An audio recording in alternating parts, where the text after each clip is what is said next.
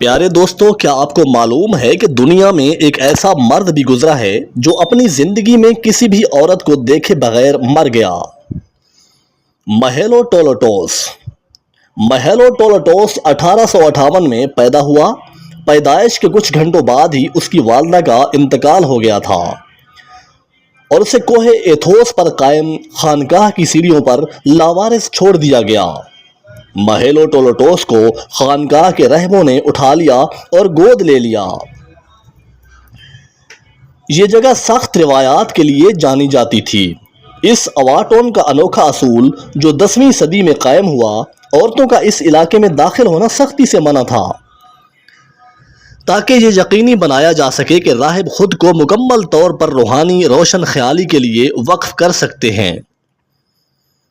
اس دیرینہ اصول، جس کا مقصد راہبوں کے برہمی طرز زندگی کو برقرار رکھنا تھا، انہیں بیرونی دنیا کی تیز رفتار تبدیلیوں سے بھی بچانا تھا۔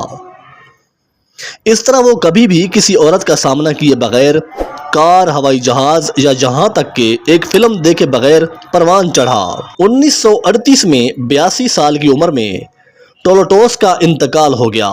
وہ کبھی بھی اپنی خانقاہی پناہ گاہ کی حدود سے باہر نہیں نکلا۔ اس کی زندگی، جو تنہائی اور روحانی حصول کا ایک قابل ذکر عہد نامہ ہے، کو ماؤنٹ ایتھوس کے راہبوں کی طرف سے منعقدہ ایک خصوصی تدفین کی تقریب کے ساتھ یادگار بنایا گیا۔ ان کا ماننا تھا کہ مہیلوٹولوٹوس واحد مرد ہے جو کسی عورت کو دیکھے بغیر زندہ رہا اور مر گیا۔ ناظرین، ویڈیو کیسی لگی کمنٹ کر کے ضرور بتائیے گا۔ اللہ حافظ۔